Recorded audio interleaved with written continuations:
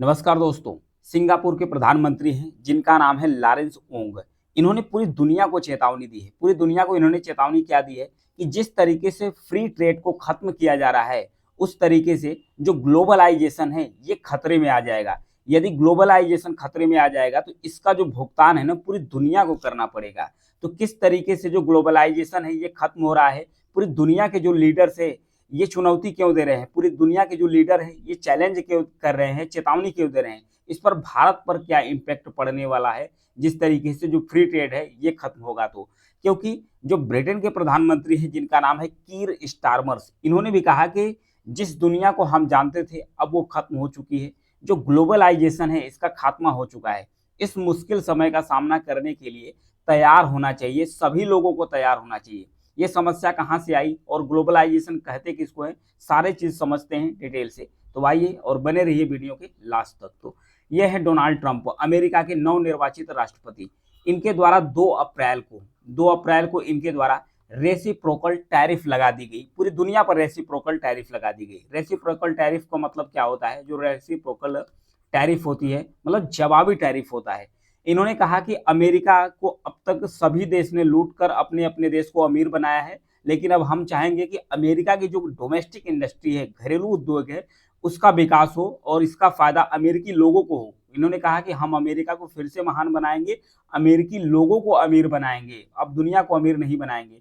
इसलिए इन्होंने जवाबी कार्रवाई करते रेसिप्रोकल टैरिफ लगा दी, यानी कि टिट फॉर टैट। इन्होंने कहा कि जिस तरीके से दुनिया में टैरिफ हमारे ऊपर जितना लगाया जाता है उतना ही टैरिफ हम उस देश पर लगाएंगे। लेकिन इन्होंने जो डोनाल्ड ट्रंप अमेरिका के राष्ट्रपति है, इन्होंने कहा कि जो रेसिप्रोकल टैरिफ है मैं वो नहीं लगा रहा हूँ, मैं जितना दुनिया लगा रही है उसका मैं आधा लगा रहा हूँ। यानी कि जितना जितना अन्य देश लगा रहे हैं टैरिफ उसका इन्होंने आधा लगाना शुरू कर दिया और इसको ये 2 अप्रैल से लागू कर दिए। तो पूरी दुनिया के जो लीडर्स हैं ये भड़क गए हैं। अल्लाह भड़क जाने के साथ साथ जो सिंगापुर है ना, सिंगापुर के प्रधानमंत्री तो चेतावनी दे दी, क्योंकि सिंगापुर को किस प्रकार से नुकसान होने वाला है। तो यहाँ पर देखिए, पहले सिंगापुर की लोकेशन देख लेते हैं। सिंगापुर की लोकेशन काफी ज्यादा जियो पोलिटिकल लेवल से इम्पोर्टेंस है। क्यों इम्पोर्टेंस है? क्योंकि ये जो मलक्का स्टेट है इसके बीच में स्थित है। जो मलक्का स्टेट है, मलक्का स्टेट करता क्या है, जो इंडियन ओशन है, यहाँ पर देखिए जो हिंद महासागर है और इसको प्रशांत महासागर से जोड़ता है साउथ चाइना सी के माध्यम से। साउथ चाइना सी के माध्यम से प्रशांत महासागर को जोड़ता है। यहाँ बे ऑफ बंगाल अंडमान सागर के माध्यम से हिंद महासागर को कनेक्ट करता है।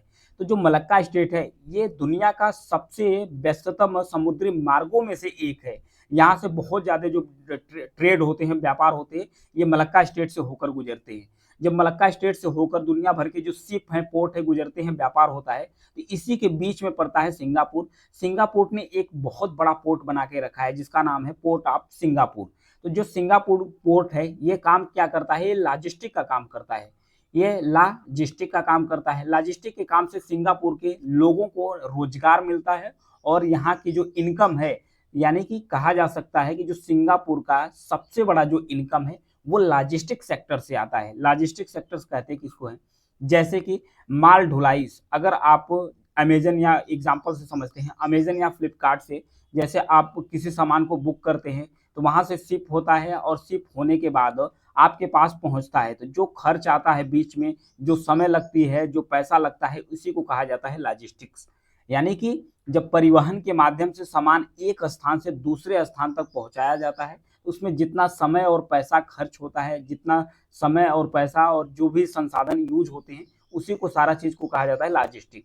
तो ये लॉजिस्टिक कॉस्ट काफी महंगा हो जाएगा, क्योंकि जब दुनिया भर की कंपनी है, कंपनियों पर जब ये लगाएंगे, प्रतिबंध लगाएंगे, रेसिप्रोकल टैरिफ लगा दिए गए हैं डोनाल्ड ट्रंप यानी कि जो अमेरिका के राष्ट्रपति है उनके द्वारा लगा दिया गया है। तो सिंगापुर करता क्या है, सिंगापुर बीच में है, तो जितने भी व्यापार यहाँ हिंद महासागर से होकर यूरोप से लेकर अमेरिका तक और जो साउथ ईस्ट एशिया है, जितने भी शिप यहाँ पर आते हैं, ये अपने जो पोर्ट है इस पर वहां पर एक्सेस देते हैं, रुकने के लिए देते हैं। कहते हैं कि आप रुको और फिर यहाँ से जो शिप जहां भी आपको भेजना है, चाहे मलेशिया भेजना है, चाहे अन्य देशों के द्वारा यूरोप भेजना है, चाहे चाइना भेजना है, कहीं भी भेजना है सामान, तो यहाँ से ये अपना भी शिप प्रोवाइड करते हैं, अन्य शिप भी यहाँ पर रखते हैं, अपना जो यहाँ पर शिपिंग करते हैं। तो इसका जितना भी पैसा बनता है वो सिंगापुर को मिलता है और सिंगापुर के लोगों को रोजगार भी मिलता है। इसलिए सिंगापुर के जो प्रधानमंत्री हैं ज्यादा एग्रेसिव हो चुके हैं। ये कह रहे हैं कि भाई अगर ऐसा चला तो बहुत ज़्यादा नुकसान का सामना करना पड़ सकता है। केवल एक लोगों को नहीं, दुनिया भर के लोगों को ज़्यादा असर पड़ना शुरू कर देगा।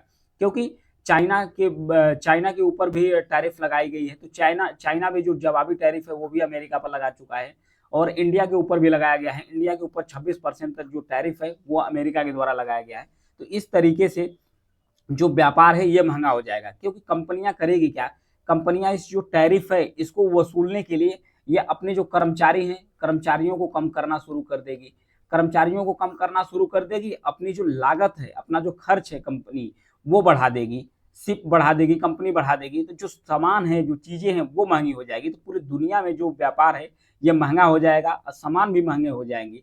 जब से डोनाल्ड ट्रंप ने ये सब करना, टैरिफ लगाई है 2 अप्रैल से, तब से दुनिया भर का जो शेयर मार्केट है वो गिरना शुरू कर दिया है। जो दुनिया भर का शेयर मार्केट है जब ये गिरना शुरू कर दिया, तब से पूरी दुनिया में तबाही का दौर चल रहा है कि मतलब अन्य दुनिया के अन्य लीडर भी परेशान हैं।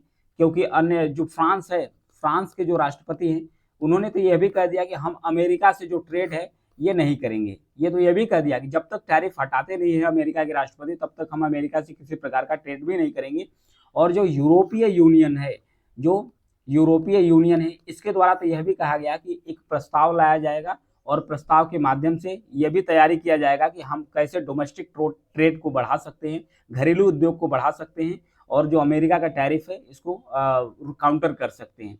ब्राजील के संसद में भी एक प्रस्ताव पास कर दिया गया है कि मतलब किस तरीके से जो रेसिप्रोकल टैरिफ है वो भी जवाबी कार्रवाई के रूप में लगाया जा सकता है। इंडिया की सबसे बड़ी जो इंडस्ट्री है वो है डायमंड इंडस्ट्री, यानी कि जो हीरा उद्योग है भारत का, ये सबसे ज़्यादा प्रभावित हुआ है अमेरिका के टैरिफ लगाने की। कैसे प्रभावित हुआ है?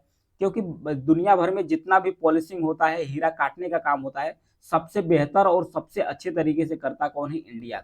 यानी भारत में जो हीरा है, यानी जो डायमंड है, इसके काटने का काम और इसकी पॉलिसी का काम होता है 90% तक जो इंडिया है, इंडियन में मतलब इंडिया के अंदर ही होता है। हीरे की पॉलिसी का काम, मतलब कि उसकी पॉलिशिंग की जाती है और उसके बाद उसकी कटाई की जाती है। तो सबसे ज़्यादा जो भारत इंपोर्ट करता है, तो 30% भारत का जो एक्सपोर्ट होता है वो कहाँ पर होता है? अमेरिका के पास होता है।